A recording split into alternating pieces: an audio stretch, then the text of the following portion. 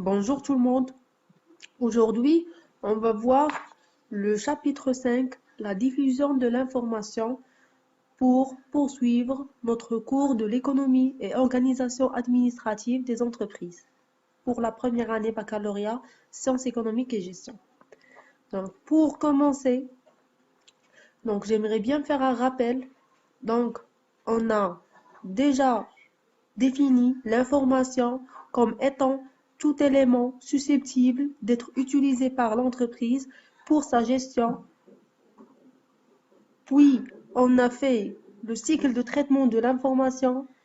On a dit que l'information passe premièrement par la saisie, puis la collecte, puis le traitement, puis la diffusion et après l'archivage de l'information. On a fait les caractéristiques de l'information. On a dit que pour que l'information soit de qualité, elle doit être pertinente, fiable, disponible, accessible et actualisée. On a aussi énuméré les différents types d'informations, que ce soit selon la source. On a dit qu'il y a l'information interne et l'information externe, selon leur nature, l'information écrite et l'information orale, selon leur domaine, les informations commerciales, les informations économiques, les informations juridiques et sociales, les informations techniques, les informations comptables et financières, selon le niveau d'utilisation d'informations pour les décisions d'ordre. On a différencié entre l'ordre stratégique, l'ordre opérationnel et puis l'ordre tactique. Et après, on a vu l'information selon le sens de communication, soit l'information descendante, soit ascendante, soit latérale. Donc, ensuite, on a entamé le chapitre de recherche des informations. On a dit qu'il y a plusieurs sources d'informations, que ce soit des sources internes ou bien des sources externes, telles que les bases de données, les banques de données et l'Internet. Après, on a travaillé sur la structure et la codification de l'information. On a décelé la structure de l'information qui se compose du caractère, du mot, de la rubrique et de l'article pour passer à la codification qui est soit fonctionnelle, soit technologique. Après, on a travaillé sur la collecte et saisie de l'information. On a vu qu'il y a deux formes de collecte des informations. La saisie manuelle de l'information sur les supports papier, donc que ce soit des documents de liaison sur des documents de position pour concevoir des imprimés adaptés. Et la saisie et stockage automatisé de l'information. Donc, on a vu les supports magnétiques et les supports optiques. Donc, maintenant, on passe à la dernière forme, la dernière étape, qui est la diffusion de l'information. Donc, la plupart des conflits dans l'entreprise naissent d'une mauvaise transmission de l'information. Donc, s'il n'y a pas un canal de transmission d'informations qui est pertinent, donc on risque d'avoir plusieurs problèmes de fonctionnement dans l'entreprise. Par exemple, s'il y a une commande à préparer pour demain et que l'information n'a pas été diffusée au service, par exemple, d'achat, dans le moment opportun. Donc, l'approvisionnement sera retardé. Et si l'approvisionnement sera retardé, la production sera retardée et la livraison sera retardée aux clients et on risque de perdre des clients à cause de ce retard de transmission de l'information. Maintenant, j'ai donné un exemple sur le retard. Parfois, il y a l'absence de transformation de l'information. Par exemple, une réunion qui va tenir lieu. Donc, si on n'informe pas les personnes concernées, donc la réunion ne sera pas pertinente comme on prévoyait. Donc, il y a plusieurs exemples dans ce sens. Donc, on doit bien transformer, veiller sur la bonne transmission de l'information. Le message est véhiculé par un canal, choix du support important, intercepté par le récepteur selon différents langages, ce qui dénature souvent le fond. Donc, soit omission, généralisation et autres. Donc, pour transmettre l'information, premièrement, il y a la transmission de l'écrit. Donc, plusieurs solutions sont possibles. Première solution, c'est au moyen d'un support. Donc, je vais transmettre une lettre, je vais écrire une lettre et la transmettre au service, au département, à la direction concernée. Je vais transmettre une note, donc mudekira. Donc, pour les personnes concernées, pour qu'ils veillent à appliquer le contenu de cette note, ainsi de suite. Ou bien par l'intermédiaire d'outils de communication. Donc, par exemple, je vais envoyer électroniquement donc là l'écrit que j'ai pas via la télécopie ou bien je vais transmettre des messages via la messagerie par l'intermédiaire des réseaux, soit internet, soit intranet. Donc internet c'est global et intranet c'est spécifique à l'entreprise ou bien à l'entité ou bien l'établissement en question. Donc c'est un euh, moyen de communication entre les personnes qui travaillent dans l'entité, l'établissement ou l'entreprise en question.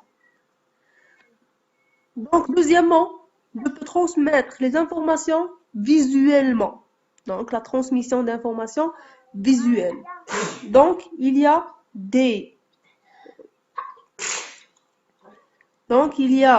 des moyens pour transmettre l'information visuellement. Premièrement, il y a le visiophone. Donc, c'est le téléphone avec écran.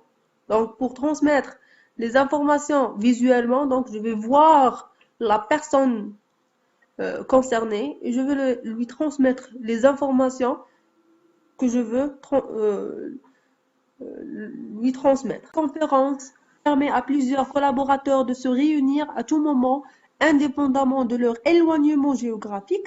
La communication est mise en place par simple numérotation téléphonique, équipement simple d'utilisation. Donc ici, le mécanisme passe via une numérotation simple téléphonique. Donc je vais appeler les personnes qui travaillent dans l'entreprise. Donc même qu'ils sont loin de l'entreprise, par exemple, une personne qui se trouve à Casablanca, les autres à Marrakech, quelques-uns, par exemple, à l'étranger même, donc voire en Europe, en Amérique, en Asie, etc. Donc, et on va se réunir tous, les uns vont parler aux autres, les uns vont voir les autres, et on va se réunir pour discuter une situation ou bien un problème. Donc oui, il y a les vidéotransmissions. Consiste à projeter sur grand écran vers un ou plusieurs points définis par l'émetteur des images filmées en direct.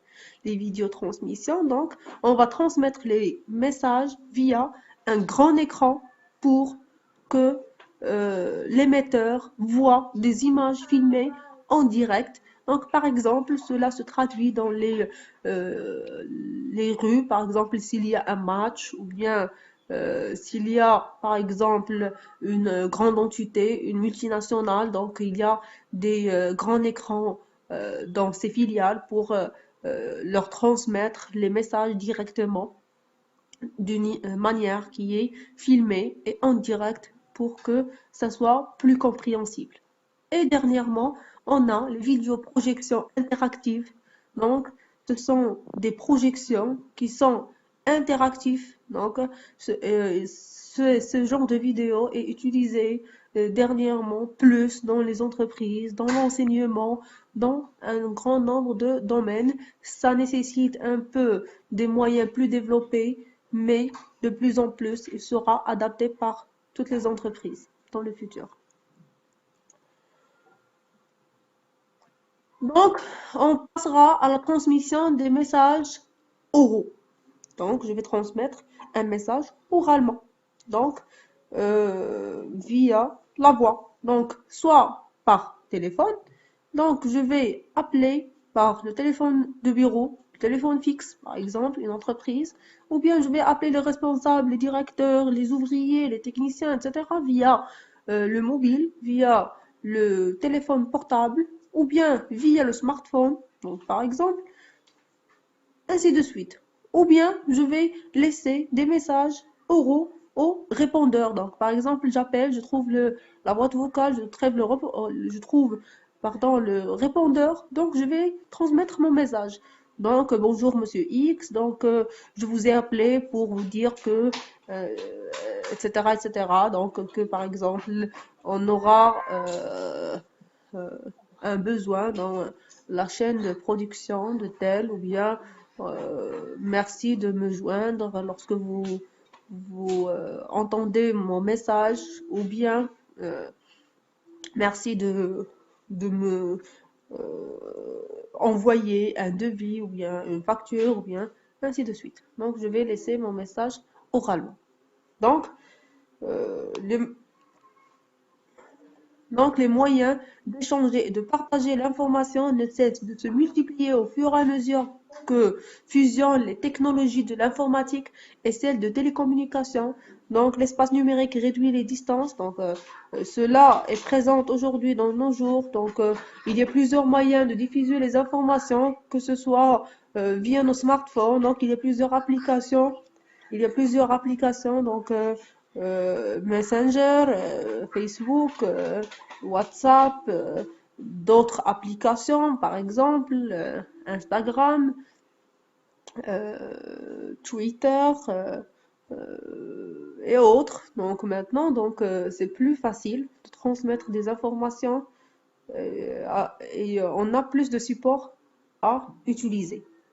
Donc les grands réseaux américains, exemple Internet, sont accessibles à partir de n'importe quel micro-ordinateur équipé d'un modem depuis n'importe quel point du globe grâce au réseau téléphonique et moyennant un droit d'entrée plus les frais de communication. Donc ça a été le moyen le plus utilisé euh, dans les années précédente, mais maintenant, on n'a plus besoin d'un micro-ordinateur, d'un modem pour se connecter à un réseau téléphonique. Maintenant, un simple smartphone, une simple tablette peut faire l'affaire. On se connecte via des réseaux comme la 3G, comme la 4G, futurement la 5G. Donc, pour se connecter directement, en payant bien sûr des frais de communication, mais en se connectant à des vitesses de connexion plus rapides et des moyens qui sont plus efficaces. Donc, c'est tout pour ce cours. Donc, la diffusion de l'information.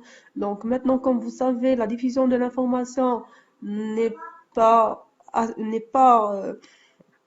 rigide, donc il est flexible, il se développe de plus en plus, que les technologies se développent et euh, l'important c'est de prendre l'information de leurs sources qui sont fiables.